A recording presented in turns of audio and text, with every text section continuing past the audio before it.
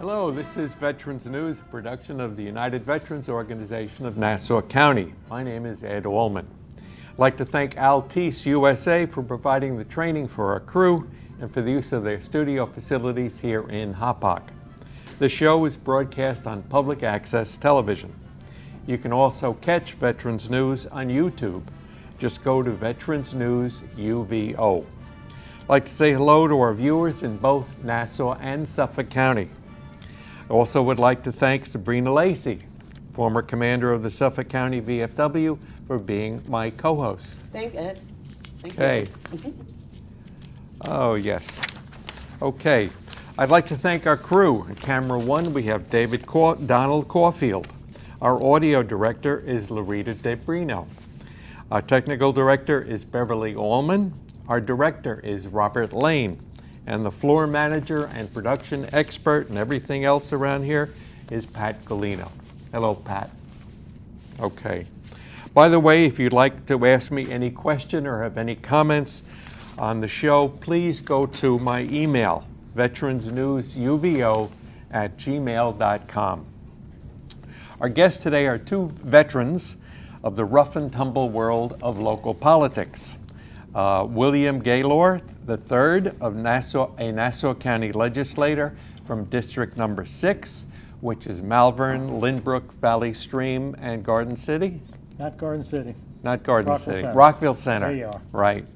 And he's a former lieutenant colonel in the U.S. Army, and Councilman, Town of Islip, John Cochrane. He was a former Navy captain.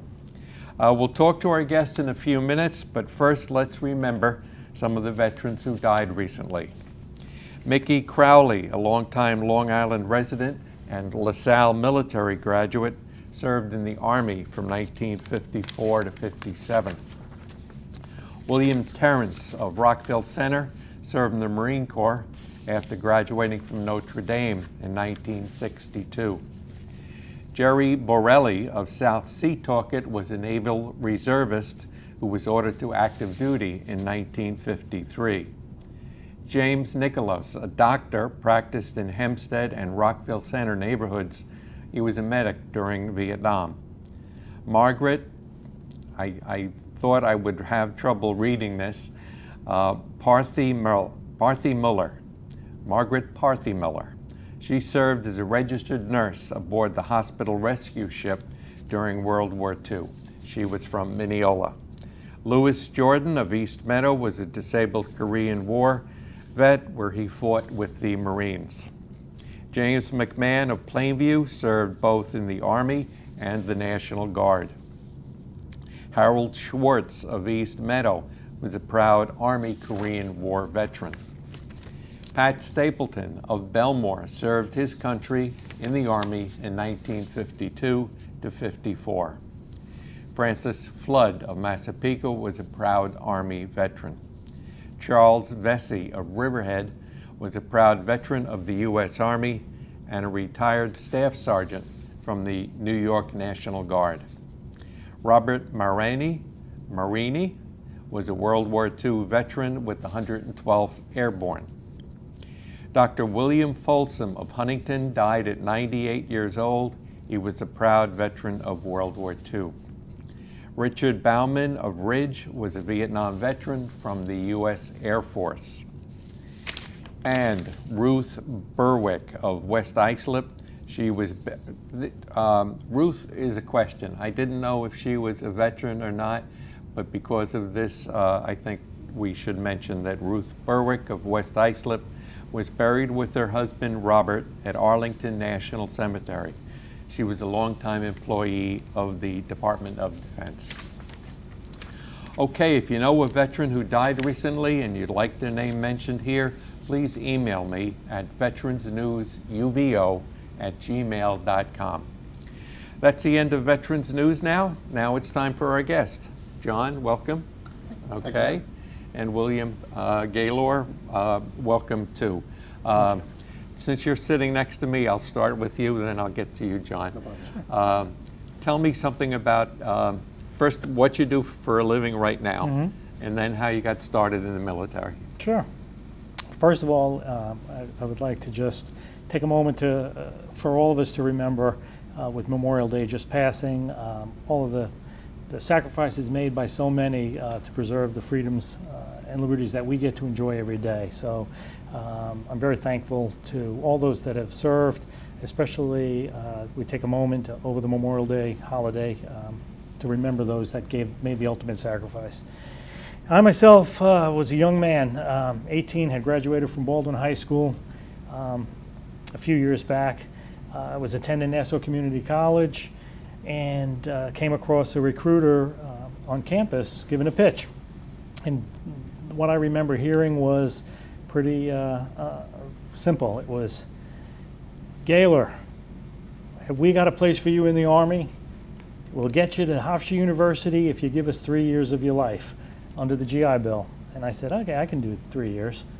I'll come back, I'll go to Hofstra and graduate Hofstra, get my degree." Well, 3 years actually turned into 23 years, because while I was in the military. 23 years in the military. Yeah, 23 years on active duty. I started out as an enlisted man, as a legal clerk, which was a 71 Delta. Went through my training at Fort Dix and then Fort Ben Harrison in Indiana, which is now closed. Assigned to my first duty assignment at Fort Lee, Virginia, as the legal clerk for the battalion commander in the 240th Quartermaster Battalion. How did they make you a legal clerk? So you go to training, your advanced individual training after basic training. And well, after basic training, yep. I'd like to get back to basic training Sure. first. Basic was at Fort Dix. All right. Back then it was 7 weeks long. So you raised your right hand at Fort Hamilton in New York. You took the oath to support and defend the Constitution. You got your shots. You got a little bit of gear. They put you on a bus and shipped you out in the middle of the night. And in my case, I ended up at Fort Dix for basic training, Okay. Which is in New Jersey. 7 weeks later, I graduated, and they shipped me off to Indiana. 7 weeks later, you graduated. Graduated from basic training. What were those 7 weeks like? What did you do at basic training that everybody should know about? Everybody should know that you're taught your basic kind of infantry skills. The purpose of basic training, as I saw it then, was to break you down. Right. Because you come from all walks of life, all of the enlisted folks that signed up in the Army. These were all volunteers from this geographical area, processed through Fort Hamilton on their way to Fort Dix. And the common goal there is to integrate everybody together to start to think, act, work like a team, the Army team. Black, white, Hispanic, Asian, doesn't matter. So they taught you how to make your bed. They taught you a lot more than just making your bed, but they taught you how to be a soldier, okay? How to, make your bed, eat, dress, act, walk, talk, march, shoot, fight, on behalf of the Army. Okay. William, did they cut your hair? They cut your hair Most off. of the guys get upset about that. Crew cuts. So you go in with the long hair, you come out all looking the same. Short hair crew cuts. All right, and you all get the same underwear, undershirts, Army pants, Army shirts. Everybody dresses alike, so there's no. It's not very difficult. One of the questions I wanted to ask you is, when you decided to make that decision, how did you present it to your parents? Yeah, that you became a man and you decided to do what you wanted to do. Yeah, there was a lot of shock there. Okay, I came home and told my parents. I met with the recruiter and had signed some papers, indicating my intent. And of course, my mother broke down and cried. No way, you're not going in the military. You're going to finish your college. But they became very supportive. Okay. And I remember the day the recruiter pulled up to take me to Fort Hamilton. And my parents were there at the curbside, and it was an emotional moment. Before we get into what you've done, what you did in the military, tell us now what you're doing now. Sure. Now I'm a county legislator. I'm the legislator for the 6th District in Nassau County, which includes the areas of Lynbrook and Valley Stream, all of Malvern, parts of South Franklin Square, North Valley Stream, Rockville Center, Hewlett, Woodmere. So it's kind of a nice goose egg, right in the area where I'm living in Lynbrook right now. All right. And you are a lawyer as well? I am also a lawyer. Okay. Yeah. So. All right. Graduated from Hofstra University Law School. Okay. I got my law degree there. We'll get back to you. John, can you tell us, first of all, what you're doing now? And then I want to ask you about your I military. have a family in a business, Cochrane Insurance Agency in Bay Shore, New York. Also, I'm a town councilman in the town of Islip. And in insurance, when I left active duty, I joined my father and worked with his firm. Okay. And, we've now doing that 20 some odd years. Okay. What was your military service like when you first got into it? Well, same thing. I went to, I went ROTC, Reserve Officer Training Corps, in Jacksonville University in Florida. So I had to do my medical, went to Fort Hamilton, got my physical, got everything. I was 15, 20, vision. I was ready to go to be a pilot. So my goal was to either fly an F-14 or an A-6 Grumman aircraft, because I used to watch them fly all around the island. Mm-hmm. So that was my goal. So I went to Jacksonville to be a naval aviator, which at one point, one of the great sea stories I have is during your sophomore to junior year, you have a Corps trainment summer where you, as a naval officer, you Right. go 1 week on a submarine, 1 week on a ship, 1 week aviation, 1 week Marine. Well, the Marine week was first, and Colonel Day, I'll never forget him, he was an A-6 pilot from Vietnam, medals up, he was, Semper Fi, he wore it, he was the epitome of a Marine. And he sees us all coming after the third or fourth flight we were taking in helicopters, and he grabbed a bunch of us at the BOQ, the officers' quarters. Right. He said, "What do you guys want to do?" And we're all three of us were like, "We want to be naval aviators." And he goes, "Well, midshipman, if you sign tomorrow, I can guarantee you flight, Marine Corps flight. You can be an A6 pilot." I'm like, "Awesome!" And the other two guys were like, "That's it, we're going there." So we put our red shorts on, leave the gym, the BOQ. We all do our workout. We come back. We all get on the payphone and we all call our parents up. So my friend Ed, he calls up his parents, whose father was a Korean War Marine. So he was like, "Good, do it." This other guy, he called his parents up, like, we go. And so I called my father up, who was a retired Navy, well, at the time he was a commander. And I said, "Dad, I want to become a Marine." He goes, "Why?" He goes, "They're going to guarantee me flight, where I'm not guaranteed with the Navy." And he goes, "Yeah, that's a good call." But he goes, "You have to ask Colonel Day what the needs of the Corps are." I go, "What do you mean, needs of the Corps?" He goes, "Just ask him that." So next day, the two guys in front of us, they sign up. I turn up, and Colonel Day goes, "You have a question? You look confused, Cochrane." I go, "Yes, sir. My father wanted to know if I sign this paper, what are the needs of the Corps?" He takes the contract, goes, "Shh, in the Corps, you're a rifleman. If you need an aviator, well, you're going to be an aviator. If we need a supply corps, you're going to be a supply corps." I was, whew. So, and of course, you can see my glasses. My Yeah. senior year, my eyesight dropped, and I became a naval surface warfare officer. Wow. Drive ships around. Okay. Well, Bill, can I call you Bill? Sure, please do. Okay. What did you do after you graduated from boot camp as a private? So I was a battalion legal clerk in the 240th Quartermaster Battalion, which is a petroleum battalion, and you do all the documentation and whatnot for your battalion commander in the administration of justice as he deems it fit. So it's a lot of Article 15s. Right. We prepared for the battalion commander when he was administering punishments, court-martial papers, actual court-martials, keeping the records of trial. So you got your first taste of the legal field That is correct. when you were at boot at the Army. Yeah, and I had some inclination growing up that I was going to be a lawyer or wanted to be a lawyer. My grandfather was a lawyer, so we spent a lot of time growing up around his practice in Moonbrook and whatnot, and I thought that was where I was going. And so it just seemed like a good fit to become a paralegal or a legal clerk in the Right. military and go on from there. How long did you spend as a paralegal? Sure, 3 years. I made the rank of sergeant, E5. Back then it was specialist 4th class, specialist 5th class. They phased out the specialist 5th class rank, spec 5s as we were referred to. Right. And that got phased out. I became a hard stripe sergeant. I had great NCOs who saw something in me that I probably didn't even see in myself, and kept encouraging me to go to officer candidate school.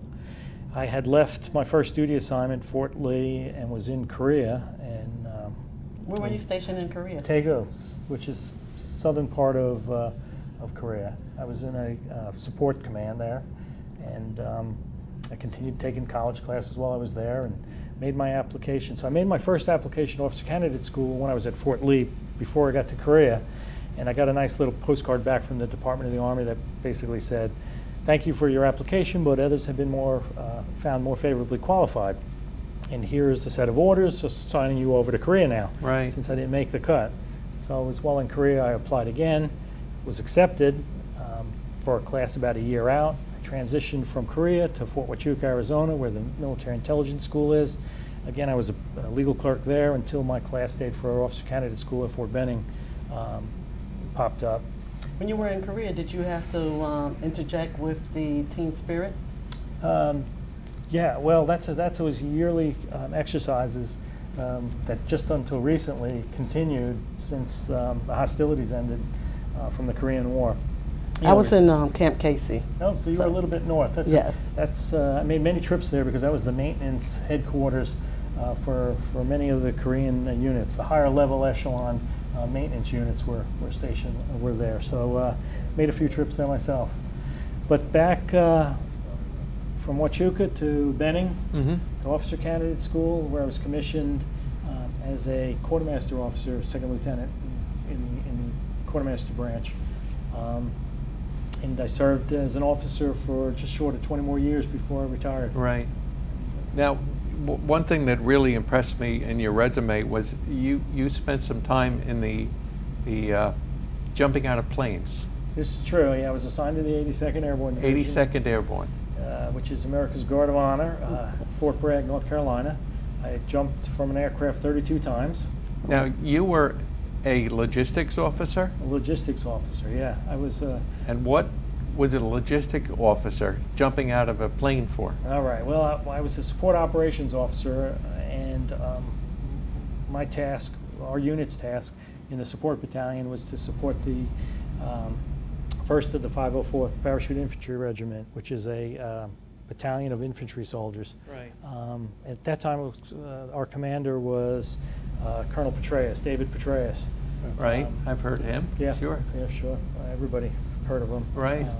He's gone on to do great things for this country. But he was our brigade commander, and as a brigade task force, whenever the infantry goes, a task force goes with it, a complete Right. support package of logisticians, MPs, engineers, artillerymen, aviators. So everybody goes as a fighting team. As a logistics officer, you need equipment. I mean, you need supplies. That's I mean, right. your job is to get the supplies to the men. That's right. Are the supplies all being parachuted down to you? They're all, yeah, they're all packaged and airdropped. Really? Either, at higher levels or by what we'd call LAPES, the low altitude parachute extraction system, where the C-130s or C-141s or C-5s or C-17s come in very low with their landing gear Right. down, 4 or 5 feet off the Right, ground. right. They open the back, the doors are open, Really? and a chute extracts out and kind of pulls the equipment out, and it slides right in along the ground. So your job is to know what that equipment is and where it's got to go. That's right. It's to make sure that the brigade is fully equipped with all the various classes of Right. supplies, with a heavy concentration on bullets and petroleum. Very good. Yeah, ammunition and petroleum are the two major requirements needed to fight the fight. John, what did you do once you joined the Navy and you got a commission? I got a commission in April of 1982. With that, I got orders, because my eyesight went, I got orders to SWAS, which is Surface Warfare Officer School in Newport, Rhode Island, where you train, basically learn how to be a ship driver. And you go through a 16-week course to learn about navigation, celestial, rules of the road, how do you actually do an unreps. Then back then it was a Soviet threat, so you had to go learn all the Soviet ships, which were many, planes, missile systems. So they trained you basically how to be an asset once you arrived on your platform when you had your orders. So my orders were to the battleship New Jersey, which at the time when Reagan was building up 600 The fleet, battleship New Jersey? BB-62. Yep. That's been decommissioned now, isn't It's it? a museum down in Camden, New Jersey. Museum. Thank you for reminding me of that. Yes. Yeah. All your training on board ship made you become your own skipper. Yes, sir. Actually, trained me. One of my funny stories is when I got off the battleship New Jersey, which is 58,000 tons. I tried getting my Coast Guard license, figuring I should get an unlimited 1,600-ton So if I get out of the Navy, I could be, go on to become a third mate and then a master. And the Coast Guard of Battery Park goes, no, we don't. You Navy guys only go out to sea for 40% of the year. We're like, no way. I was just on an 11-month deployment in Beirut. Right. They wouldn't give me credit, so I ended up with a 100-ton license. So thank you, United States Coast Guard. Wow. Not bitter. You also have a 24-footer. Yes, that's my command ship right now. Okay. So you know the rules of the road on And the so do sea. my sons. We've taken the New York State boating course. Okay. Even though I have a captain and have my master's license, I took it with my sons just to make sure how much I don't know still with power motor, those jet skis now, whatever they're called, PWSs or so. Personal watercraft. Personal watercraft. Right. So now John, I know about that. Can Yes, you Bree. tell the viewers a little bit about your the Veterans Office in the town of Islip under your jurisdiction and what you do? Thank you for asking. Yes. When I first got elected in 2012, the supervisor was a lieutenant commander. I was a captain, so we had a change of diameter of basically me answering to a lieutenant commander, which Tom Croce and I had a good joke about that. But he had me start the Town of Islip Veterans Office in my office, which it still is, 631-224-5559. And we handle every issue from either getting your Cold War certificate. I don't know if you got your Cold War certificate. Anybody who served between 1949 and 1991 is a Cold War, gets a Cold War certificate, and hopefully someday will be a medal. And we also do help vets out who might have PTSD problems. We help vets if they lost their records and help them with town issues and county issues. We work well with Tom Romaine, with the Right. Suffolk County vets. So it's a place where vets can come, have a cup of coffee, tell sea stories, and figure out what we can do to help out. And we've helped out a lot of people. I think you know that. Yeah, one of the things that I know that you did, you brought with the, I think it was the UVO, or you brought that one organization, you brought the American Legions, the VSO, we started yes, right. Veterans Service Yeah, Organization. tell us a little bit about that. So what happened was we realized that everybody was operating, we call it the Navy, independent steaming. So your post would not talk to the post in Levittown. And we found out that the American Legions in West Islip and Bayshore and East Islip were not communicating. They were just on their own, just not realizing they could share benefits to help people get over to the VA or do the same with the AMVETS, same with the VFW. Yes. So we started a veteran service organization in town where we bring all these men and women in and discuss issues that we could help out. Brick and mortar issues, Yes. Things that are happening with the VA. And matter of fact, because of that, we started the first outreach VA from Northport on Bay Shore, where the vets now don't have to go to Northport to pick up like meds. And this is 7 years old now. They actually have off of Southside's annex, there's somebody from the VA there that can help out with veterans issues. So a lot of groundbreaking, working with a lot of organizations that support veterans. Make It Count is one of them that will come in and put a handicap ramp in, doesn't charge anything for the family. These guys are unbelievable. That's Mark Zaglioka and John Reese from West Islip and Bay Shore that are just amazing. They come in and help out the recently wounded vets that are coming into, we have a lot in Brentwood and Bay Shore that help out with ADA issues or whatever. Where in Bayshore is this office that It's you're on Main Street talking about? it's on East Main Street in Bay Shore, New York. East Main Street. What's the address? I think it's like 22 East Main Street in Bay Shore. Okay. One of the things I want to bring, two of the things that William and John have done, which I'm honored to say, you work with the Paws of War. Yes. April, you did it, really? and then you did it at our post, the Brentwood best. VF post, a couple of days ago. All right. Being in a legislator and being in a council member, as a servant in the military, and then coming back giving to your community, we cannot say anything. We honored that you continue to serve. There's some veterans out there say they don't have the time. You both have families, and I know you have a father that you take care as well, right? But the Paws of War, or with the Pet to Vet program, can you elaborate on that? Want to take that, Glenn? Yes. Sure. I mean, it's a great program. The Paws to Wars is a vet to a pet. It's actually a mobile service that comes into the community and offers a full range of services for your pets at no cost to the veterans. Everything from shots and shampoos to That service? wellness check for your animals. So it was a great opportunity for us to sponsor couple And it's months free ago. to the veteran, It's right? free to the veteran. And they're giving out food, and they're giving out Food, shots. shots, whatever the animal, the dog or cat needs, the vet is there, Yeah. tending to the needs at no cost to the veteran. So if you see the mobile van in your neighborhood, come on out and take advantage of it. It's a free service. And I want to thank you for that, because I know my veterans, they don't like to come out in public. But if it's a small environment, they'll come.